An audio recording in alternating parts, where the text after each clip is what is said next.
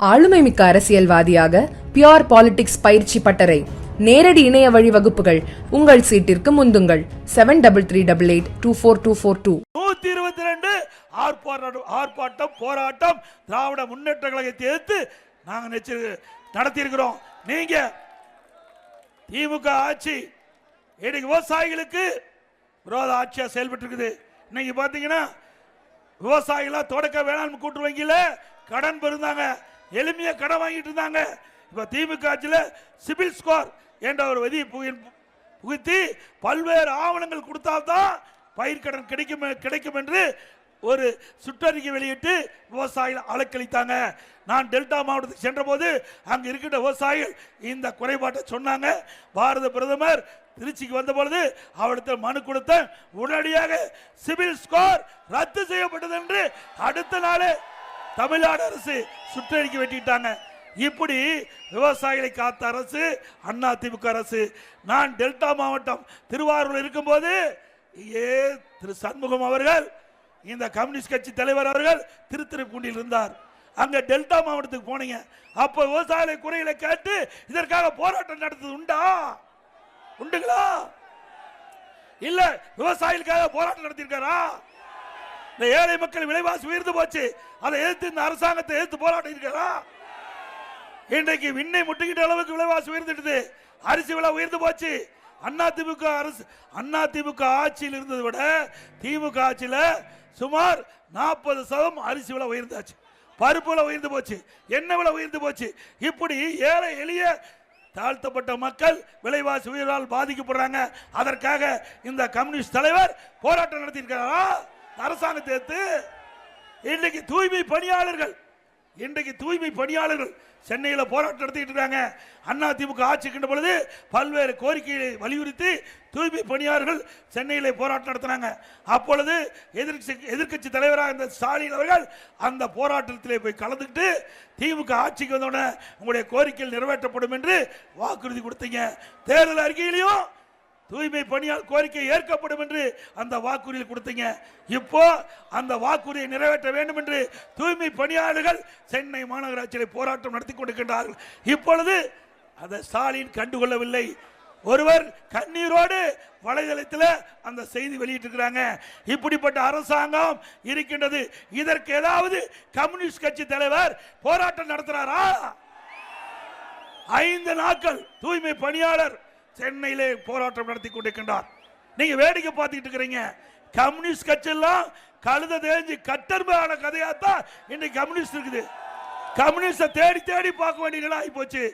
ஆக திரு கம்யூனிஸ்ட் கட்சி தலைவர்களே, நீங்கள் எண்ணி பார்க்க வேண்டும். நீங்க ஒரு போராட்டத்தில் கலந்துக்கிட்டீங்க. அப்போ பேட்டி கொடுக்கும் போது திமுக ஆட்சியில் 98% அவள் கோரிக்கை நிறைவேற்றப்பட்டதா சொன்னாங்க. அவர்கள் திமுக அறிவித்த தேர்தல் அறிக்கைகளுக்கு 98% நிறைவேற்றப்பட்டதா சொன்னாங்க. அப்ப கேள்வி கேட்கும் போது எங்க 98% நிறைவேற்றினாங்க அப்படின்னு நீங்களே எடுத்து கேள்வி கேட்டீங்க. அப்படிப்பட்ட கம்யூனிஸ்ட் கட்சி தலைவர், அப்படிப்பட்ட கட்சி தான் திமுக கட்சி. சரி, கம்யூனிஸ்ட் கட்சி என்பதை இந்த நேரத்தில் உணர வேண்டும். அது மட்டுமல்ல, இன்றைக்கு அனைத்து இந்திய அண்ணா திராவிட முன்னேற்ற கழகம் இன்றைக்கு திமுக பற்றி விமர்சனம் செஞ்சா இவர்களுக்கு ஏன் கோபம் வருது? கிராமத்தில் சொல்லுவாங்க, தென்னை மரத்தில் தேல் கொட்டினா பனை மரத்தில் நெறி ஏறுமாங்க, தென்னை மரத்தில் தேல் கொட்டினா பனை மரத்தில் நெறி கட்டுவாங்க. அப்படி திமுக பத்தி அண்ணா திமுக கட்சி சேர்ந்த எதிர்கட்சி தலைவர் பேசுகின்ற பொழுது உங்களுக்கு ஏங்க கோபம் வருது? உங்களுக்கு ஏங்க எரிச்சு போடுறீங்க? திரு கம்யூனிஸ்ட் கட்சி தலைவர்களே, உங்களை திராவிட முன்னேற்ற கழகம் கொஞ்சம் கொஞ்சமா விழுங்கிட்டு இருக்குது. நீங்க சிந்தித்து பார்க்க வேண்டும். உங்களிடத்திலே ஏற்கனவே இருந்த கம்யூனிஸ்ட் கட்சி தலைவர்களாம் மக்களுக்காக பாடுபட்டாங்க. இப்ப இருக்கிற கம்யூனிஸ்ட் கட்சி தலைவர்கள் கூட்டணிக்காக கூவிக்கொண்டிருக்கிறாங்க. இதுதான் நிலைமை. திரு கம்யூனிஸ்ட் கட்சி தலைவர்களுக்கெல்லாம் ஒரு வேண்டுகோள், நீ மக்களை பற்றி சிந்திங்கள். மக்களுக்கு என்ன பிரச்சனை என்பதை உணருங்கள். அதை நீங்கள் செயல்படுத்தினால்தான் உங்களை மக்கள் மதிப்பார்கள் என்பதை மட்டும் நீங்கள் எண்ணி பார்க்க வேண்டும் என்று அன்போடு இந்த நேரத்தில் கேட்டு, அதோட நான் வரும்போது அங்கே எலுமிச்சை சாகுபடி செய்த அந்த விவசாயிகள் அங்க ஒரு மார்க்கெட்ல விற்கிறாங்க. என்ன உறுப்பு அது? புளியங்குடி மார்க்கெட். அதில் இந்த பகுதியில் இருக்கிற விவசாயிகள் அதை விளைவித்த அந்த எலுமிச்சம்பழமெல்லாம் அங்கே கொண்டாந்து விற்பனை செய்கிறாங்க. ஒரு நாளைக்கு 25 லாரியில் அங்கே இருக்கிற எலுமிச்சம்பழம் விற்பனை ஆகுதா சொன்னாங்க. அங்கே அதிமுக ஆட்சி இருக்கின்ற பொழுது தான் அங்கே நம்ம எலுமிச்சை சாகுபடி சிட்ரஸ் ஆராய்ச்சிகளையும் 2015 அம்மா முதலமைச்சர் இருக்கும்போது வன்னிக்கோணத்தில் அந்த ஆராய்ச்சி நிலையம் அமைக்கப்பட்டது. அங்கே ஒரு அந்த எலுமிச்சம்பழத்திலிருந்து ஜூஸ் ஃபேக்டரி ஒன்று அமைக்க வேண்டும் கேட்டிருக்காங்க. அதிமுக ஆட்சி அமைந்தவுடன் அந்த திட்டம் நிறைவேறும். அதே போல எலுமிச்சம்பழத்தை கெடாம இருக்குது குளிர்பதன கிடங்க வேண்டும் கேட்டிருக்காங்க. அதையும் அதிமுக ஆட்சி வளர்ந்தவுடன் ஏற்படுத்தப்படும். ஏற்கனவே அதிமுக ஆட்சி பொழுது இந்த அறிவிப்பு வெளியிட்டோம். துரதிருஷ்டவசமாக அதிமுக ஆட்சி வர முடியல. மீண்டும் அதிமுக ஆட்சி உங்களுடைய ஆதரவோடு வெற்றி பெற்று ஆட்சி அமைக்கும். அப்பொழுது அந்த விவசாயிய கோரிக்கை நிறைவேற்றப்படும்.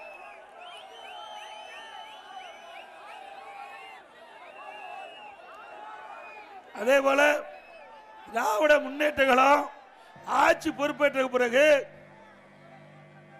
தம்பி திராவிட முன்னேற்ற கழகம் ஆட்சி பொறுப்பேற்ற பிறகு 4,38,000 கோடி கடன் வாங்கியிருக்கிறாங்க.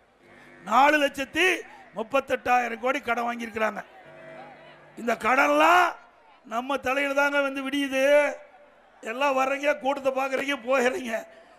சிந்திச்சு பாருங்க. 4,38,000 கோடி கடனை வாங்கி கடன்காரர் ஆக்கிட்டார் நம்மளையெல்லாம். இந்த கடனை எப்படி கட்ட வேணும்? வரி போட்டு தான் கட்ட வேணும். வரி யார் மேல போடணும்? உங்க மேலதான் போட்டோம். இப்படிப்பட்ட ஆட்சி தேவையா? 4 ஆண்டுல 4,38,000 கோடி, 2025-26 1 லட்சம் கோடி கடன் வாங்கினு அறிவிச்சிருக்கிறாங்க. திராவிட முன்னேற்ற கழகம் 5 ஆண்டு காலம் நிறைவு பெறுகின்ற பொழுது 5,38,000 கோடி கடன் வாங்கி தமிழ்நாட்டு மக்களை கடன்காரனாக்குனதுதான் திமுக ஆட்சியுடைய சாதனை. இதை கம்யூனிஸ்ட் கட்சி தலைவர் கேட்க வக்கு இல்ல. நம்மளை பத்தி பேசுற ஏப்ப இவ்வளவு கடன் வாங்கி இருக்கிறீங்க, என்ன திட்டத்தை கொண்டாந்தார்? ஏழை மக்களுக்கு திட்டத்தை கொண்டாந்தாரியா? இல்லது பெரிய திட்டத்தை கொண்டு வந்து அதனால் மக்கள் நன்மை பெற்றிருக்காங்களா? எதுவுமே இல்ல. கடன் அதிகமா வாங்கி இருக்கிறீங்க, திட்டம் எதுவுமே வரல. மக்களுக்கு சந்தேகம். ஆக இந்த ஆட்சி தொடர வேண்டுமா? அது மட்டுமல்ல,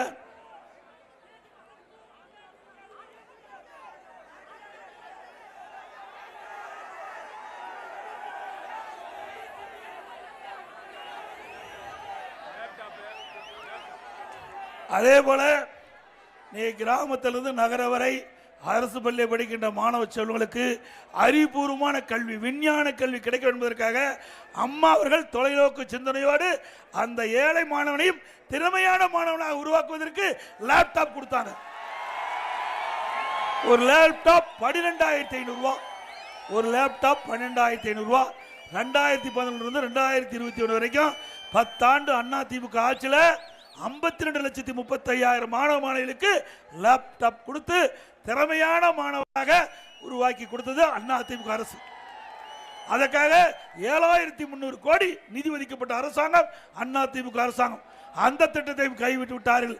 மீண்டும் உங்கள் துணையோடு உங்களுடைய ஆதரவோடு அதிமுக ஆட்சி அடுத்த ஆண்டு மலர்ந்தவுடன் இந்த மாணவர்களுக்கு கொடுக்கப்பட்ட இந்த லேப்டாப் தொடர்ந்து வழங்கப்படும்.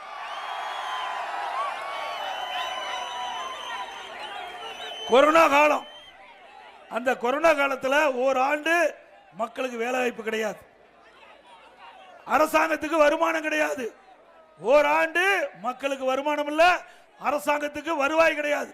அப்படிப்பட்ட காலகட்டத்தில் கூட விலைவாசி உயரல. அதிமுக ஆட்சி விலைவாசி உயராம பார்த்துக்கிட்டோம்.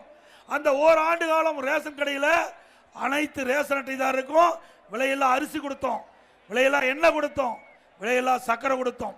இந்தியாவிலேயே ஓராண்டு விலையில்லா பொருள் கொடுத்த ஒரே அரசாங்கம் அதிமுக அரசாங்கம். கொடுத்தோம் இல்லைங்க?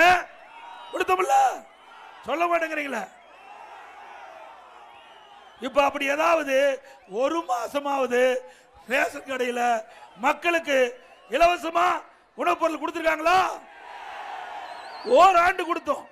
அந்த கொரோனா காலத்தில் கிராமத்திலிருந்து நகர வரை இருக்கின்ற முதியோர்கள், கர்ப்பிணி தாய்மார்கள், மாற்றுத்திறனாளிகளுக்கு சுட சுட நாள் ஒன்றுக்கு 7 லட்சம் பேருக்கு அதிமுக ஆட்சியில் உணவு கொடுத்தோம். அந்த ஏழை மக்களுக்கு சுட சுட கொரோனா காலத்தில் ஓராண்டு உணவு கொடுத்த அரசாங்கம் அதிமுக அரசாங்கம். எல்லா அம்மா உணவகத்திலும் ஓராண்டு நம்முடைய ஏழை மக்களுக்கு எந்தவித கட்டணம் இல்லாம இலவசமா உணவு கொடுத்த ஒரே அரசாங்கம் அதிமுக அரசாங்கம்.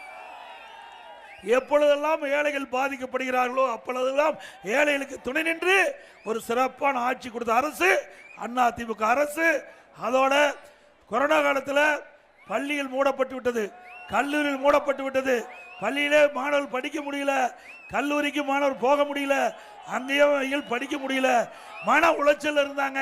அப்படிப்பட்ட காலகட்டத்தில் பள்ளியில படிக்கின்ற மாணவர்களுக்கு ஆல் பாஸ் போட்டோம்.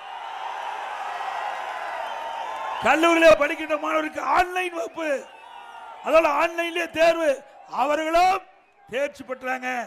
மாணவர்களுக்கும் இந்த ஆட்சியில் அவர்கள் நினைத்ததை முடித்தது கொடுத்த அரசு அதிமுக அரசு.